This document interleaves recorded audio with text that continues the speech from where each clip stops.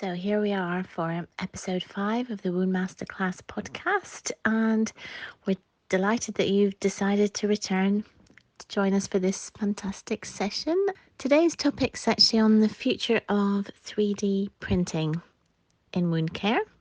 And as you know, the first 4 podcasts we had were actually had a really good engagement with those. And episode 1 was with Harm Schmidt from the Netherlands, and it was basically discussing myths and misconceptions in wound care. Episode 2 was how to bring innovation into your wound care practice, and that was with Wendy Cole, Martin Johnson, and that was a really good session on how to choose which innovations you bring into clinical practice and how to decide.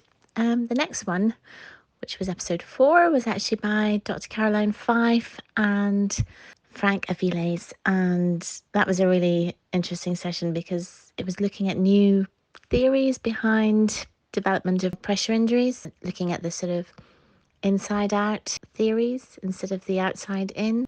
So if you get a chance to listen to that one, please do, because that was a really enjoyable one.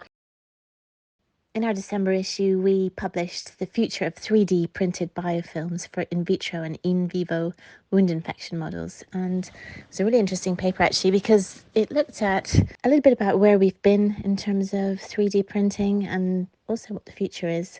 Talked a little bit about how you can develop a 3-dimensional printed biofilm model for wound infection, so recreating that in a 3D model, and understanding a little bit more about biofilm and biofilm removal, and looking at the ideal assay to study mature biofilms in a high throughput screen which would be reproducible. And started really with looking at, chronic wounds are such a significant financial burden on the healthcare system, and they affect not only quality of life of the patient, they affect our professional lives as wound care clinicians looking after these patients, because the hard to heal wound patient has multiple clinic visits, a lot of intervention, a lot of clinical time and effort. So I think anything that really tries to help us understand what's actually going on in the wound in a 3-dimensional manner helps us visualize how to challenge biofilms, how to get rid of this really difficult issue, and improves our clinical care. So it's work done in the laboratory, but it's work that eventually has a significant clinical impact on how we practice and how our patients do. 3D bioprinting is quite a complex topic, I think, for clinicians in wound care. I think to some extent, a lot of us do understand what 3D printing is, and then you introduced 3D bioprinting, and then we look at it even further into more detailed models, and it becomes quite complex in that we can understand what the process is, but how do we actually understand what the future of it is, So I thought it would be helpful for us to start with just some basic definitions, and that's obviously for those of you who are not 3D printing experts. I thought it'd be worthwhile just to kind of look at a couple of definitions together before we start this podcast. And I hope you enjoy the podcast. So starting from the beginning, 3D printing offers a highly customizable and efficient way to create complex customized objects with a wide range of applications from manufacturing to healthcare, art and design. So let's look a little bit find out about what 3D bioprinting is. So looking at the general process of 3D printing is basically the process of creating 3-dimensional objects by building up layers of material, one layer at a time. And to create a 3D printed object, essentially you start with a digital design file that's created using computer-aided design software, and then that design file is loaded onto a 3D printer, which uses specialized software to slice the design into multiple layers. Once that design has been sliced, the printer begins building the object up by depositing material layer by layer based on the specifications of the original design. And the material can vary depending on the type of printer used and the desired properties of that final object. And ordinary 3D printing in the non-wound world would be, using plastics, metals, ceramics, and then in the biological world we'd use living cells. So let me tell you a little bit more about biofilms now. Now, I'm sure most of you know about biofilms, but let's have a short recap, shall we?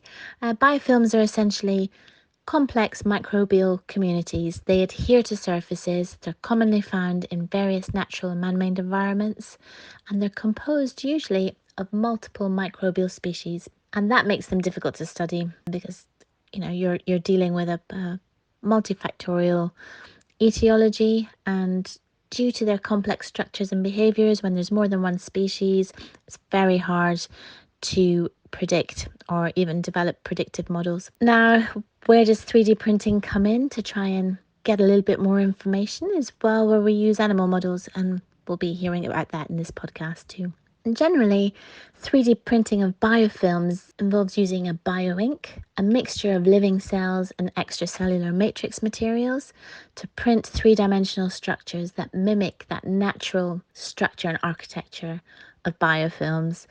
And you'll hear about how enthusiastic our podcast guests are today about that process. You can hear the enthusiasm in their voice. They describe the process as being beautiful. So yeah, I mean, I'm really excited to find out more about this. It's something probably on a day-to-day basis that I wouldn't spend too much time reading about, but I think just getting to grips with exactly how it works for me has always been a slight mystique about it. And we are interested to hear about the process of creating biofilms and how you can do it in a controlled and reproducible manner, and how that affects how we study biofilm, and then ultimately how does that impact on how we treat the patient. So we hope to tie all those loose ends together for you. So for today's session, we are joined by two global experts who have dedicated their professional careers to improving 3D printing.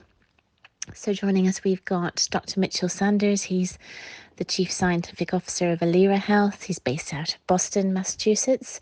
And we're also joined by Miss Mia Hanna, who's the Project Manager at Alira Health, also based in Boston, Massachusetts. So we're delighted to have these two speakers joining us today. So welcome, and thanks very much for joining us. Welcome to Wound Masterclass Podcast. We've come on to our next episode, and we have two fantastic hosts joining us from Boston, Massachusetts.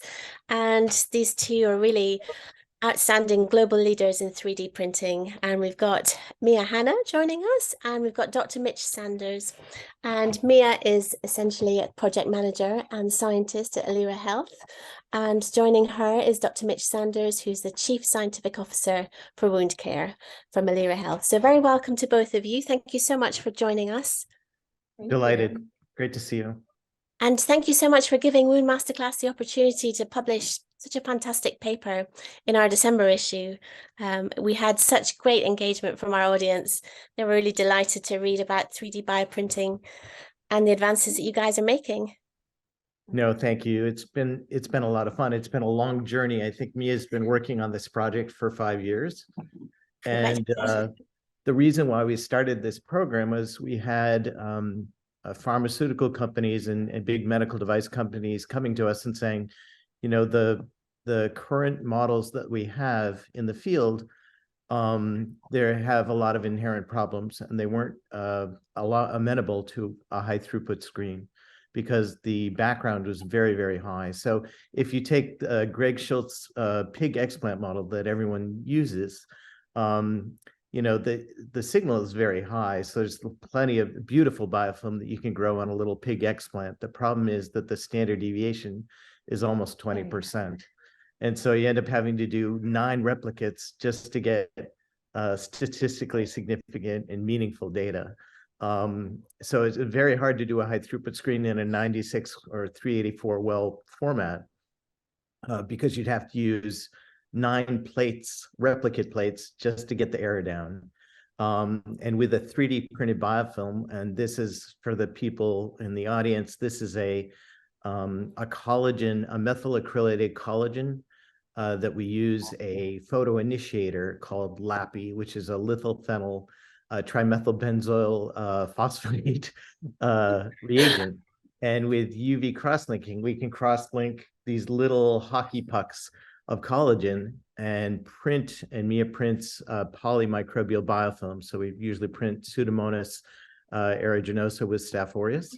And then we can see how that biofilm kind of responds both in vitro and in vivo. And we actually have a poster coming up in a couple of weeks at UMA, where we're showing the in vivo data with the mouse, and the biofilms are just beautiful. Amazing. And we could kind of walk through some of our new data that you're going to see at a poster in Milan. Essentially, what's really cool is you put these little discs. So you make a punch biopsy wound in a mouse, and we use the delayed diabetic mouse model for these studies. You put the little disc in, and within 3 days, it fully incorporates into the wound and spreads throughout the entire wound. And it persists so much that you can actually debride the wound every time you open up the wound to see the edges of the wound, remove all the biofilm, and it comes right back the next day. And so it's so persistent that we have these, I call them beautiful, but they're really disgusting, deep tissue infected wounds that look just like a human wound. So that the problem in most in vivo model systems, whether you have a pig or a diabetic mouse, when you try and do infection models, even though we've been practicing or developing these models for 20 years since I collaborated with J&J back in 2000, so that was quite a while ago, the infections were never persistent. They were never as beautiful and as incorporated deep into the tissue. And when you do fluorescent imaging with moleculite, you see just these beautiful images of these disgusting biofilms. And the cool thing about this model is, and what we've known for a long time, is that many antimicrobial therapies and antibiotics are resistant. The biofilms are resistant to the treatments. And the reason is the biofilm is kind of a deep 3D biofilm, which the biofilm is quite senescent. The bacteria are sleeping, so they're completely resistant to the antibiotics that you try and put into the wound, right? And the problem that we've seen with other models is that the infection doesn't persist. So when you do a porcine model and you try and get a beautiful infection, you may have an infection for like 3 days. And by 7 days, the pig's trying to clear the infection and just heal the wound as fast as it can. With this new 3D printed biofilm that we put in the wound not only doesn't want to heal. So you take a delayed mouse model that normally takes 21 to 25 days, and the wounds will want to go even longer. So it'll be 30 days out before this wound wants to heal. The other cool thing is the bacteria are secreting so much toxins and proteases that the tissue is being damaged. And so you actually have secondary wounds opening up while you're trying to heal the wound that you put in the mouse. Primary wound. You have these secondary wounds starting, and you're like, oh my gosh, this is unreal. And it's a beautiful chronic infection. And I know that we don't want to, as a scientist, it's beautiful to me, so I apologize. Yeah, as a clinician, it's not so beautiful. So this has been really exciting. So now that we have developed this kind of model system, we're working with big pharma and device companies to challenge this model. And before, a lot of the former testing that everyone used to do is this just planktonic free-floating bacterial model and looking at minimal inhibitory concentrations and things like that. The problem there is it's not robust enough. And some of these planktonic bacteria you can kill just looking at them with a little bit of chlorhexidine, right? But in the truth, when you get into these deep tissue infections, they're so much more challenging to eradicate. And so now we're coming up with new combinations of antimicrobials and antibiotics to address something that we really haven't solved yet. So it's been just fun. What a journey, though, in bioprinting, because I guess the majority of our audience here are going to be sort of a little bit kind of in the dark in relation to bioprinting and the application to wound care. So I thought perhaps you could just kind of take a journey back to the basics and just talk a little bit about what bioprinting is.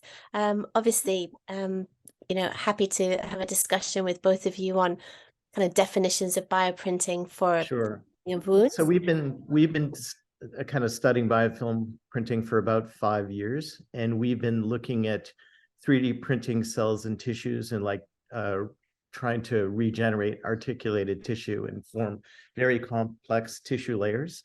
But in addition to that, we've been, we do a lot of work in placental derived tissue and other cell tissue products. And so we've been looking at the best way to make these scaffolds. And we started actually with one of Mia's first projects was actually looking at whether we could 3D print alginate dressings with eco-friendly antimicrobials.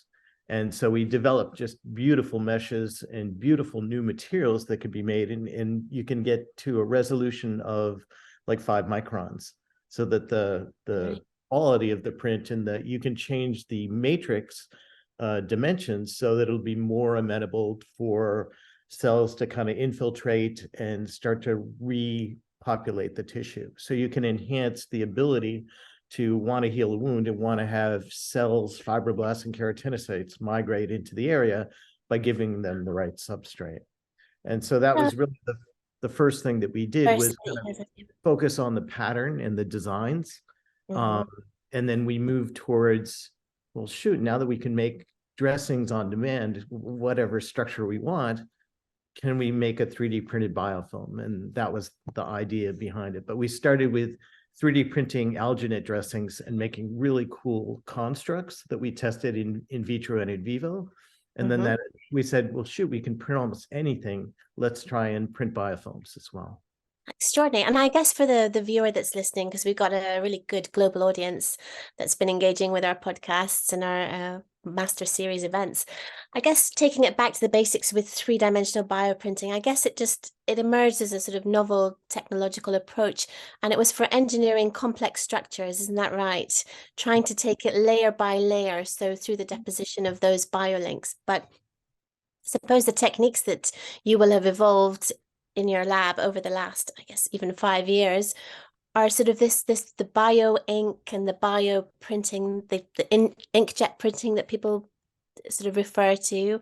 And I guess these techniques that you're using, which I guess the biolinks are mainly these natural materials. Would that be right? So it would be. Yeah, so we use collagen, but we also 3D print hyaluronic acid and alginates and other materials as well.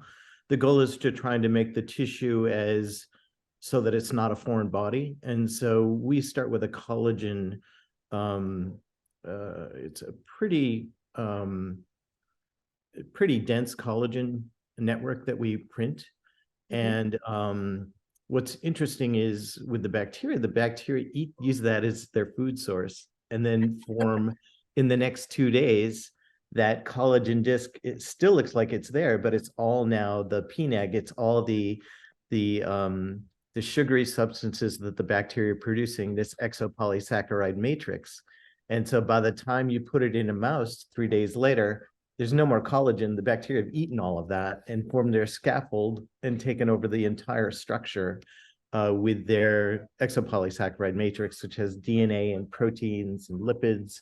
And it's just a beautiful structure. And these the biopolymers that you're using in these applications are these peptides, is that right? The antibiotic substance peptides, antimicrobial peptides? No, so we've been using everything from off-the-shelf antibiotics that have some pretty good efficacy against gram-negative and gram-positive bacteria, as well as a number of antimicrobials that are currently on the market and some new ones that we're developing as well.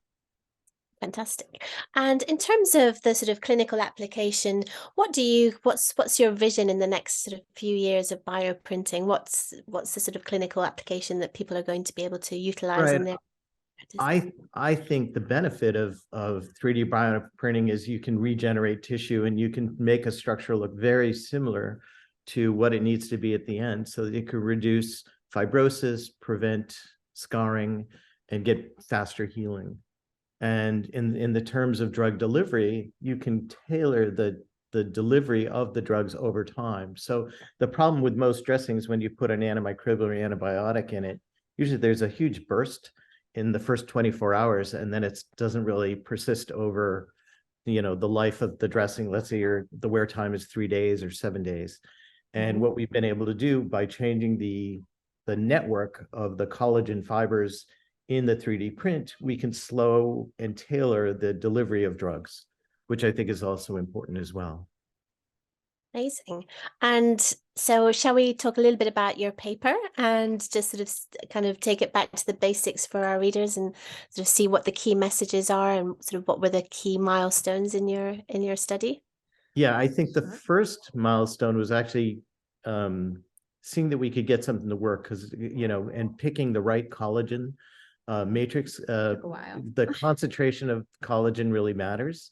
And, we took a bunch of collagens off the shelf from CellLink, and most of them were too gooey and we couldn't get a nice matrix. And so we had to really kind of pick, and I think we ended up with something called CellLink 200, which is a nice thick collagen that's amenable to print. Yeah. And I think Mia used kind of most of the fluid was this collagen, photocrystalline collagen, and then she used like 1/10 of a solution of bacteria to mix with the collagen. And then we used this really cool CellLink BioX printer that allows us to print, 7 layers to make these little discs? These little discs are about 7 layers. And what's nice about when you print them, it gets the bacteria truly incorporated in every single level while it's printing. So it's not just right on the top. It's every single layer has this bacteria growing and feeding. So it's really amazing. And the top picture is actually the fluorescence we used just to prove out the model. We used Pseudomonas aeruginosa, which is expressing a green fluorescent protein. And so that we could see the fluorescence and how uniform it was in the discs, and then compare it to Greg Schultz's pig explant model. And you can see that we got really nice uniformity. All the discs look the same. And one of the problems with Greg Schultz's pig explant model is there's a lot of background, probably due to B. subtilis spores. And so the variability can be quite high, okay? And the green fluorescence is showing PNAGs. So PNAGs is staying the glucopolysaccharides that are secreted by the bacteria to make a perfect biofilm.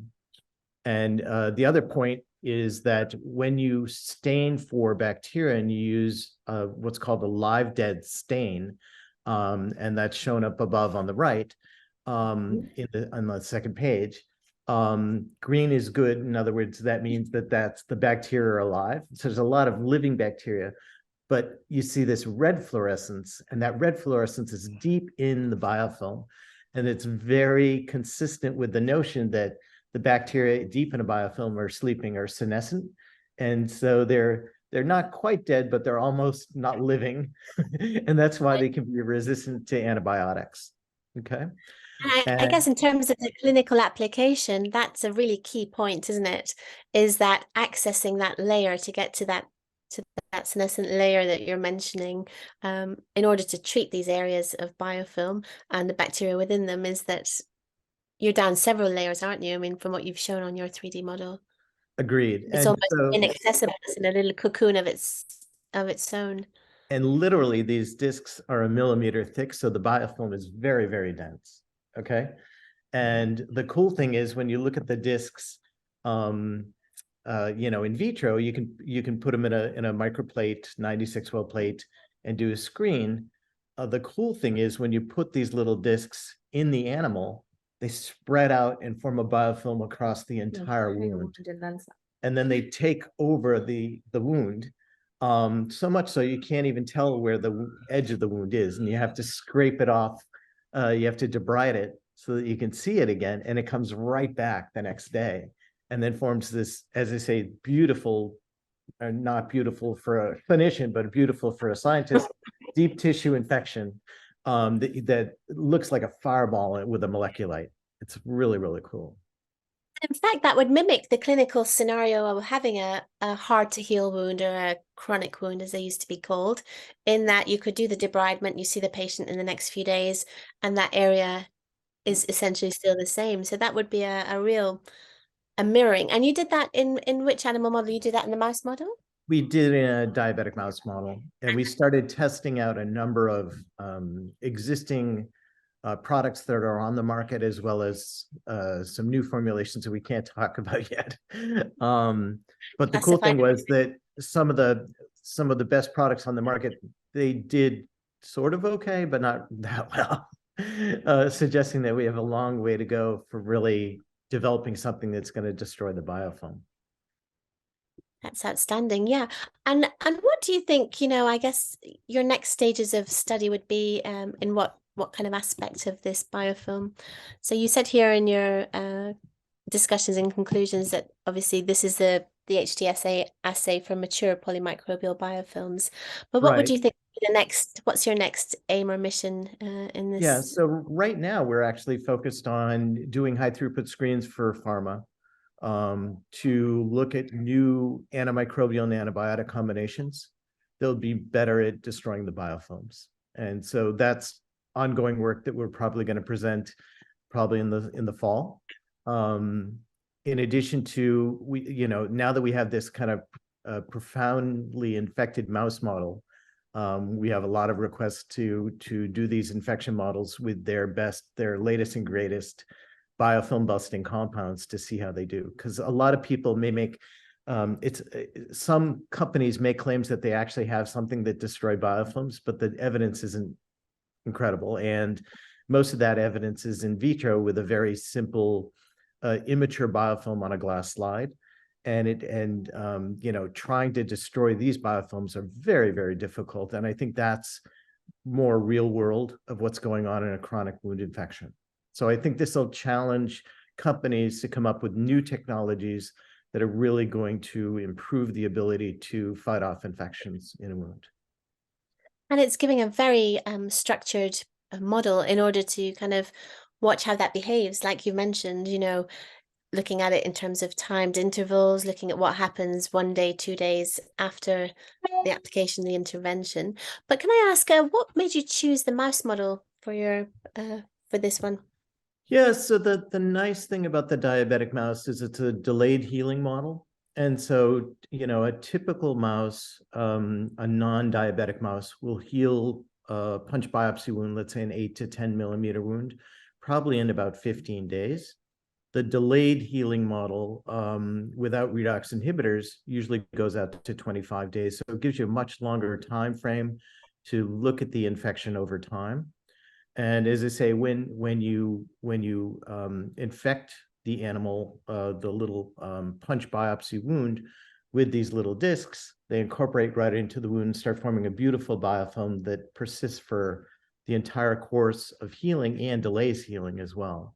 And so it's a nice, robust model where you can use multiple replicates. We are also going to move this to a porcine model and show that it'll work as well. It'll hopefully, when you're in a porcine wound, you do a partial thickness wound with a dermatome. Those typically, they heal pretty fast. If you do a full thickness wound with a dermatome or a punch biopsy in a pig, those are probably going out 25 to 30 days. But the wound will heal quite fast. The benefit of the diabetic mouse model, so in a regular mouse, the skin can contract and is very flexible. And so the problem with that type of wound is that you're not looking at reepithelialization, you're looking at just contraction of the wound. But when you have these diabetic male mice, they're so fat that the skin's under so much tension that it has to grow back in and heal the normal way that you would in a human wound, right?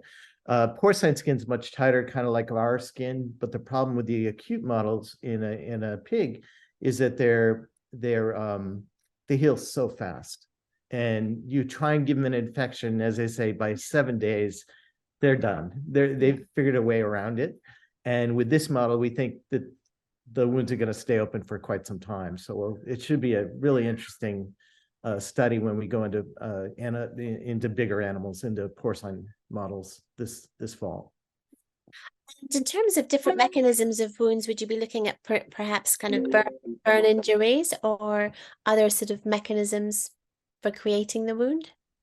Yes. So Mhm. we had kind of a burn model that we used to do in collaboration with Johnson Johnson Ethicon a long time ago. And we would do like a calcium burn, like 1 molar calcium, and rinse that away and do that. But we'll be looking at conventional kind of glass bottle burn models in the pig, and then seeding the infection and seeing how that does. So looking at different mechanisms of wound creation within obviously that scope of the way those heal, Yeah, compared to and as I say, and I've been doing preclinical models for almost, this is embarrassing, 40 years, but in those models, usually the infection is not as robust as a real infected wound, you know? And so we've always been struggling with how do we develop something that's closer to what's going on in a patient.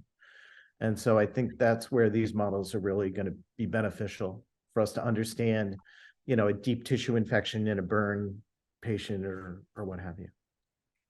Thank you very much to both of you. It's been, really a real honor to have you on Wound Masterclass, and congratulations for all this great research that you're doing. It's going to really improve the way that we clinically treat our patients. And obviously our ultimate outcome is to get the best patient outcomes. And we're really grateful to you both for bringing your wealth of experience to us today.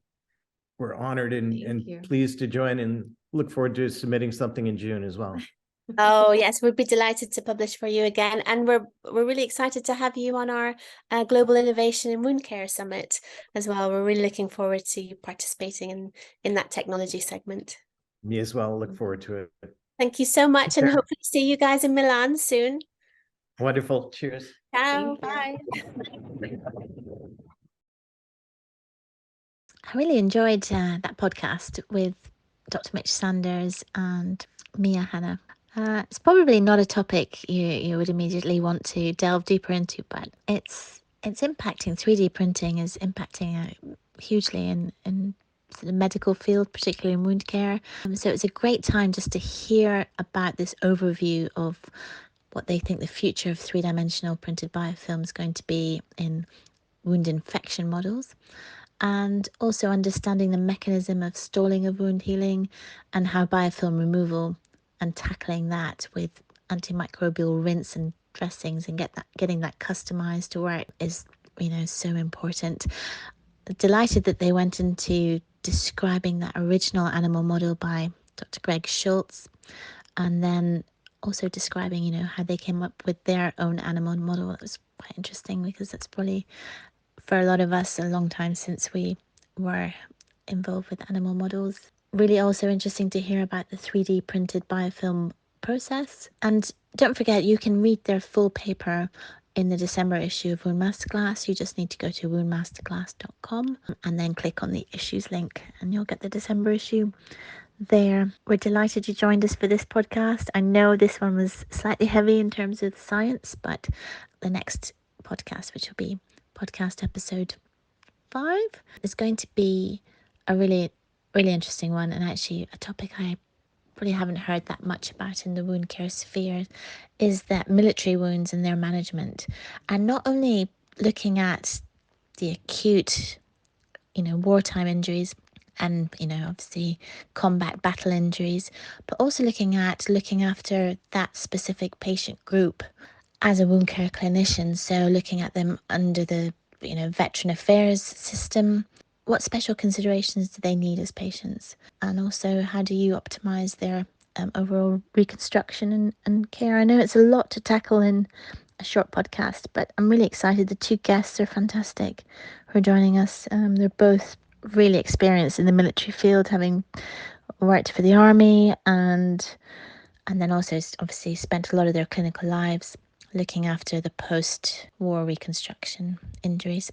So delighted to be involved with that one, and we hope you can join us. So thanks a lot for staying with us, and as always, don't forget to register for all free content on the Wound Masterclass website.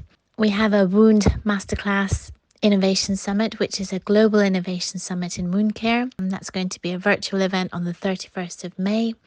We've got some fantastic global speakers on that, and it's a free event. You can register at woundmasterclass.com and then /innovation-summit, or you can just go to our website and you will see where to click for registration. So hope to see you soon. Take care.